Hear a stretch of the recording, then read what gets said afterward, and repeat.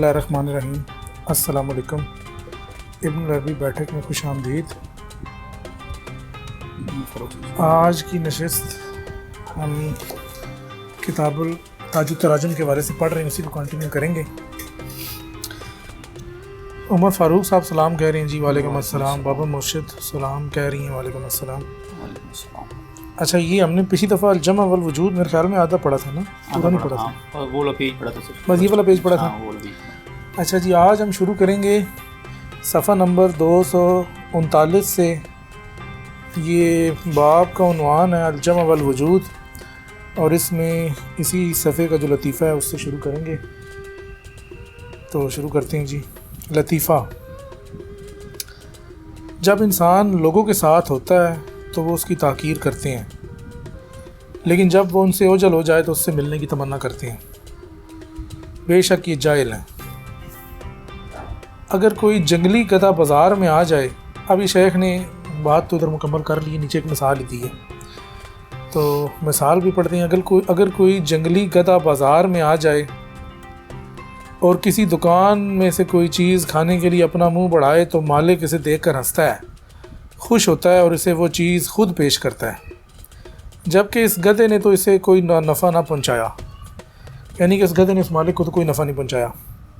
لیکن اگر کوئی پالتو گدھا کسی دکان پر اپنا منہ مارنے کی کوشش کرے تو صاحب دکان ڈنڈے سے اس کی پٹائی کرتا ہے، یعنی کہ اگر اسی دکان والے کا ہی گدھا، کیونکہ حالانکہ اس گدھے نے اس کے بوجھ اٹھائے اور اس کی یہ دکان بھی انہی چیزوں سے بنی جو اس پر لد کر آئی، مطلب وہ سارا بوجھ لے کر آیا اور سب کچھ ہوا، اس کی دکان کا سامان اس کی پیٹھ پر لایا گیا اس گدھے کی، لیکن اس مالک نے یہ سب نہ سوچا۔ شیخ فرما رہی ہیں کہ اس سے بڑھ کر جہالت کیا ہو سکتی ہے؟ یہ صرف جہالت نہیں بلکہ غفلت ہے جس کا نتیجہ حسرت ہے۔ اگر تو تحقیق کرے کہ یہ گدھا کیوں دھتکارا گیا اور دوسرے کی کیوں آؤ بھگت ہوئی تو تو دیکھے گا کہ یہ صحبت اور ملاپ سے ہے، اگرچہ اس میں بھی فائدہ ہوا، لہٰذا جس قدر ہو سکے مخلوق سے بھاگ، تو ان کے نزدیک اتنا ہی صاحب عزت ہوگا۔ تو یہ چھوٹا سا ایک لطیفہ شیخ نے ایک مثال سے سمجھایا ہے، گدھے کی مثال سے سمجھایا، لیکن اصل نقطہ 2-3 نکات اس میں ہیں۔ ایک تو یہ کہ شیخ نے فرمایا کہ یہ صحبت اور ملاپ سے ہے، مطلب اس جو پالتو گدھا تھا اس کو تو مالک کی صحبت حاصل تھی نا، تو لہٰذا آگے لکھا کہ اگرچہ اس میں بھی فائدہ ہوا، اس پالتو گدھے سے مالک نے تو فائدہ اٹھا لیا، کیونکہ اس کی صحبت سے جو بھی اس کا مزدوری کروائی ہے، اس کے بوجھ اس پہ لادا سب کچھ، لیکن اس کی عزت نہ ہو سکی۔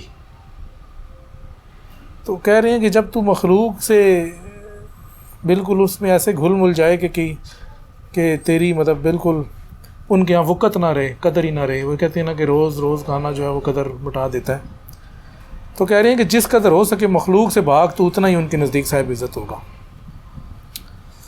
تو میرے خیال میں یہ واضح ہے، اس میں اور کوئی مزید اتنی تو مطلب آسان مشکل نہیں ہے، نقطہ تو ہے نہیں، مخلوق سے بھاگ اگر عزت چاہتا ہے، مخلوق میں عزت چاہتا ہے، اس لیے بھاگ، اگر مخلوق سے عزت چاہتا ہے تو ان سے بھاگ اور اللہ کے قریب ہوگا، تو ان سے بھاگے گا تو ایسی بات ہے اس کے قریب ہوگا، جب اس کے قریب ہوگا تو لوگوں میں تیری عزت ہوگی، جب تم لوگوں کے قریب ہوگا تو تیری عزت نہیں ہوگی، تجھے مار پڑے گی، لوگ تیری عزت نہیں کریں گے، لوگ چاہے تو ان کے کام بھی کر رہا ہے، ان کے بیچ میں رہ رہا ہے، ان کے کام بھی کر رہا ہے، لیکن ان کی خدمت کر رہا ہے، ہر طرح سے ان کے کام بھی آ رہا ہے، لیکن پھر بھی وہ تجھے ماریں گے۔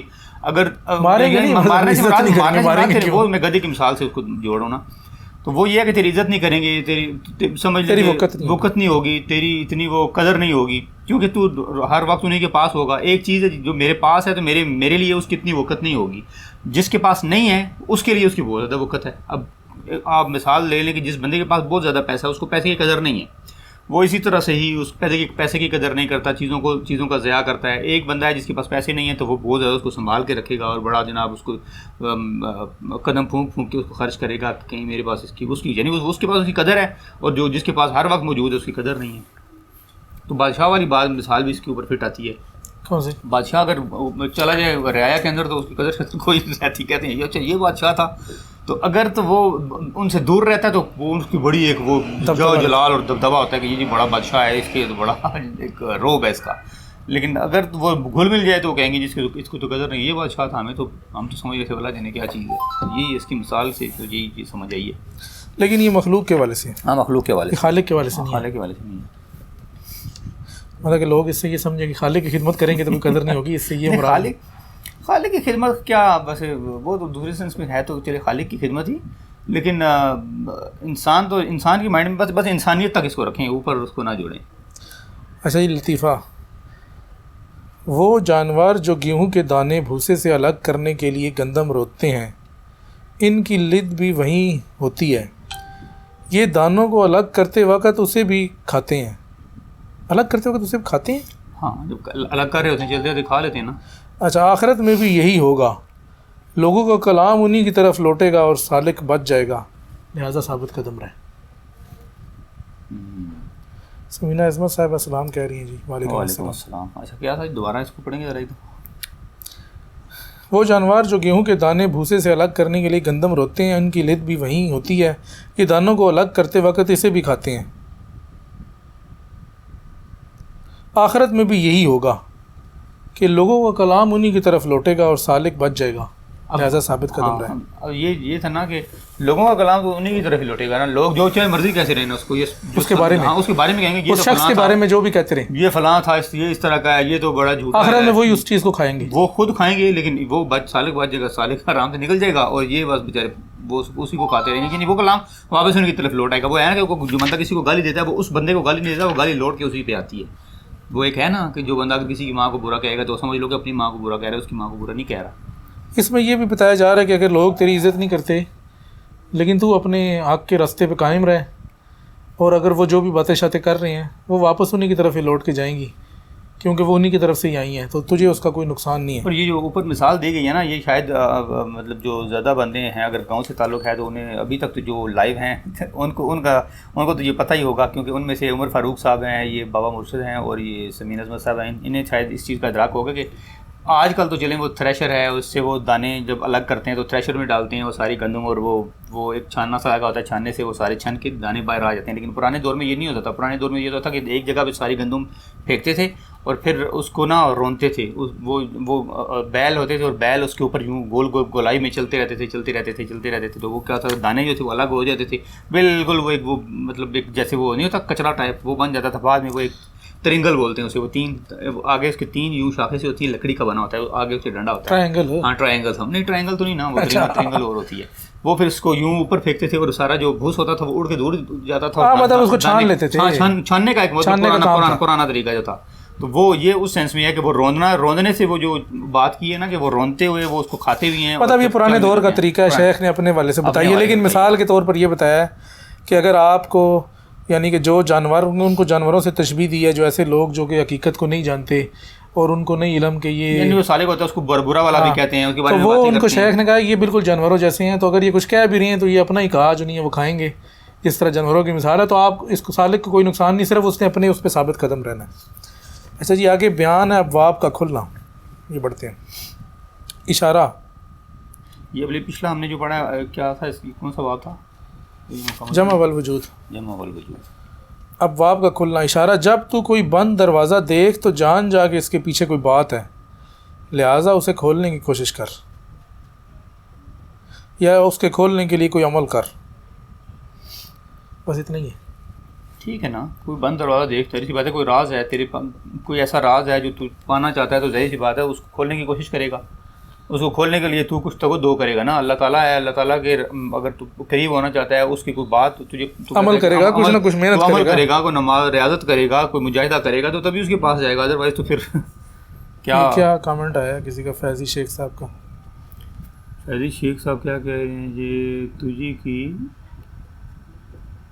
تجھی کی طرف یہ تو نظر ہی نہیں آنا صحیح. لوٹ کے آئے گا کیا مطلب؟ تجھے کی طرف لوٹ کے نہیں آئے گا، ان کا کلام انہی کی طرف لوٹے گا. یہ سمجھ رہے ہیں تیری طرف لوٹے گا، ہم بندے کی طرف نہیں، بس خالق کی طرف تو نہیں. جو بندہ جو لوگ بھی ایسا گھٹیا کلام کہتے ہیں وہ انہی کی طرف لوٹے گا اور سالک اس سے بچ جائے گا. یہ شیخ کہہ رہے ہیں. سالک پہ تو اس گھٹیا کلام کو کوئی اثر نہیں ہے نا. ہاں اثر تو ہوتا ہی ہے، لیکن شیخ کہہ رہے ہیں ثابت قدم رہے، میں وہ ثابت قدم رہے گا، اگر اثر تو ہوتا ہی ہے، تبھی کہہ رہے ہیں اس کو ثابت قدم رہے گا. برا بھلا کو کہیں گے، برا بھلا کہیں گے، وہ اس سے اثر نہیں نہ لے گا، وہ مطلب ایک اثر لینا نہیں چاہیے، لیتا تو ہاں اگر لیتا ہے تو پھر تو ظاہر سی بات ہے اس کو کوئی پھر بھی اتنا اس پہ وہ اثر نہیں کرے گا دوسری سینس میں.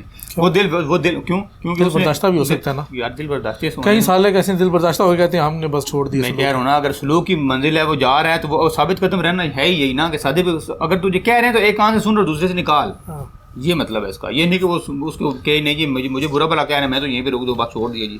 چھوڑنا نہیں ہے، بس چلتے رہنا ہے. اچھا جی، یہ بند دروازے والا تھا کہ بند دروازہ دیکھ تو جان جائے اس کے پیچھے کوئی بات ہے، اس کے لیے عمل کر. وہی کہ کوئی اگر اس کے قریب ہونا چاہتا ہے، تو چاہتا ہے کہ اس کے ارادوں میں سے کوئی چیز تجھے پتہ چلے، تو تو اس کے قریب ہونے کے لیے کچھ ایسے اعمال کر، کوئی ریاضت کر، کوئی مجاہدہ کر، کوئی عبادات کر کے تو اس کے قریب ہو. وہی چابی یہی ہے جس سے تو وہ تالا کھولے گا، وہی بند دروازہ جس کو تو کھولے گا اپنی کوشش سے، محنت سے. اشارہ: جس کے لیے تعریفیں جمع کی گئیں اس کے لیے ساری بھلائیاں اور تمام دروازے کھول دیے گئے. جس کے لیے تعریفیں جمع کی گئیں، ٹھیک ہے، اس کے لیے تمام دروازے اور تمام بھلائیاں جو ہیں کھول دیے گئے. تعریفیں جمع کی گئی سے کیا مراد؟ مطلب جس کی تعریف کی گئی، جس کی تعریف کی گئی، اگر وہ قابل تعریف سے کتنا ہی ہو گیا نا. جس کی تعریف پیچھے سے کروائی گئی یا کی گئی تو وہ ظاہری بات ہے اس کے لیے کھولا گیا، وہ ان راستوں پہ چلا تبھی تعریف ہوئی نا. قابل تعریف تبھی ہوگا نا جب کچھ کیا ہوگا اس نے، قابل تعریف تبھی اس کو مطلب اس کے لیے کوئی دروازے کھلے، اس نے کوئی مقام پایا تو تبھی اس کی پھر لوگوں نے بعد میں تعریفیں بھی کی نا. تو یہ سلوک کے والے سے ہی میرے خیال میں ہے، یہ اسی کے والے سے، کیونکہ باب کا کھلنا ہے نا. ہاں، یہ سلوک کے والے سے ہی ہے کہ اگر کسی کو وہ مقام ملا تو پھر اس کی بعد میں تعریف بھی ہوئی. اچھا جی، آگے ہے بیان ملک الملک. اچھا، یہ ملک الملک کا جو بیان ہے نا، یہ پچھلا تو مکمل ہو گیا نا. ہاں، پچھلا مکمل ہو گیا، تو اس کو بھی 1 منٹ کا وقفہ کر لیتے ہیں تاکہ اس کو بھی بند کر دیں.